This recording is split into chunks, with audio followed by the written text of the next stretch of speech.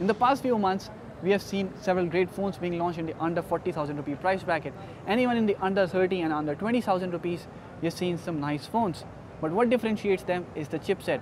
But we have all been dreaming that absurd dream that what if that flagship chipset could be brought in the budget segment? What all things you'll have to let go of and what all compromises you'll have to make. You're watching India Today Tech, I'm Rahul Sethi, and let's take a look at the phone that makes this dream true and what all it packs. We're talking about the Poco F1. Let's get started.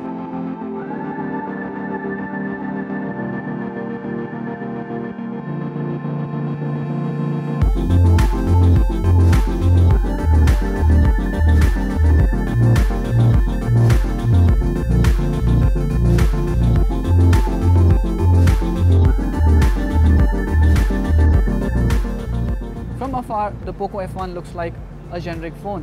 Xiaomi has been using this design for its budget phones, and the Poco F1 is the same. It's made out of plastic and it's no different from what the Redmi Note 5 offers. That is average, usable build quality, but nothing surprising or nothing amazing to look at. Of course, to differentiate, Xiaomi has put a notch display, and I think in future Xiaomi would bring the notch display to the budget segment phones as well. But I think it deserves a closer look. If you hold the phone in the hands, you will see it's slightly wider and not very tall, which gives it a very balanced ergonomics.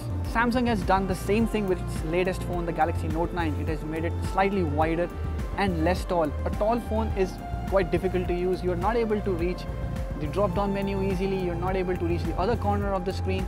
So that is one thing that differentiates Poco F1 from budget phones from Xiaomi. Also, the rear styling is quite nice. I won't say it's flagship level, but it's not bad either. Thankfully, Xiaomi has included the headphone jack, which was missing on the Mi A2. And there's also a dual speaker setup. The earpiece gets converted into a speaker, but it's nothing great. For the rest, buttons are tactile. The fingerprint scanner is easy to reach. And though the bezels are not very thin, both at the sides and at the bottom, you get a notch that is very iPhone 10 like, and I think many of you may like that. And talking about the display, the resolution is best you can get for this price. It's full HD plus, and the notch display also gives it a great feel. The aspect ratio is 19:9, but the apps are optimized for the notch display, which is great. But if you compare it with other flagship phones like the OnePlus 6, it doesn't have an AMOLED panel, it's an IPS LCD. It's not very punchy, the brightness levels are not that great. But yes, if you're viewing the display indoors, it will not disappoint you. In fact, if the price is anything to go by, we'll have to compare to the Xiaomi Mi A2, and it's definitely a better screen. The colors are sharper, and since it's a glossy panel, they look amazing on the display. If you like watching YouTube or Netflix very frequently, and that too indoors, the Poco F1 would be a very nice phone. But of course, the best part about the phone is the performance. The Poco F1 runs Android 8.1 Oreo with MIUI 9.6 on top compared to the MIUI 9. That is, you get an app drawer now, and there are a few changes here and there, but mostly it's the same interface you get on budget Xiaomi phones. But what's different is that the Poco F1 is very fast. It's been long we haven't seen such a fast phone running MIUI. The phone handles app animations and all the graphics with ease. Gaming is also amazing on the phone, and Xiaomi has made special arrangements so that the phone doesn't heat up. There's liquid cooling system inside. It's a system very similar to what you see in cars. There's a coolant that takes the heat out of the engine and cools off in a different compartment using a fan.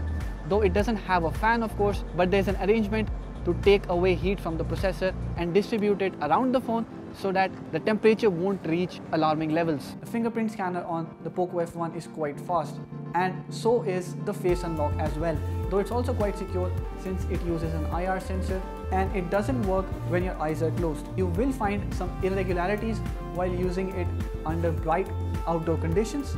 During our use, the battery on the phone lasted us a whole day, and unless you're using it extensively, including playing a lot of games, you won't have trouble getting a good battery backup from the phone. We have talked about the cameras in a quick review as well, and our further testing reveals that it's quite an average camera. It's not as great as what you get on the Mi A2 for example, but it's not bad either. It captures good quality photos in good light with good detail and with mostly spot on colors. Dynamic range is good too. Same is true about photos taken in tricky light, although the photos may not always come out to be good. This is probably due to the aggressive noise reduction software that the phone uses in the background to process images.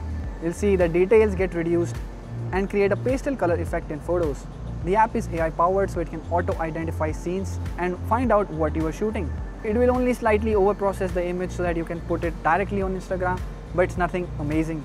On front, the Poco F1 has a 20 megapixel camera which captures enough detail. In this regard, it's as good as the Mi A2, and since it's not really a selfie phone, there's nothing against the photos it can take. At this price point, we can't really have anything against the Poco F1. It offers you Snapdragon 845 chip with 6 GB of RAM at 21,000 rupees, which is in itself an amazing package. But there are two questions that still remain unanswered. First, how did Xiaomi really achieve such great cost cutting? And second, will you be even able to buy the Poco F1 at this price? Because as you know already, Xiaomi is notorious for its flash sale methods, and it will bring very little quantities of phones for a very short period of time. Xiaomi has answered the first one, but we don't really know about the second right now.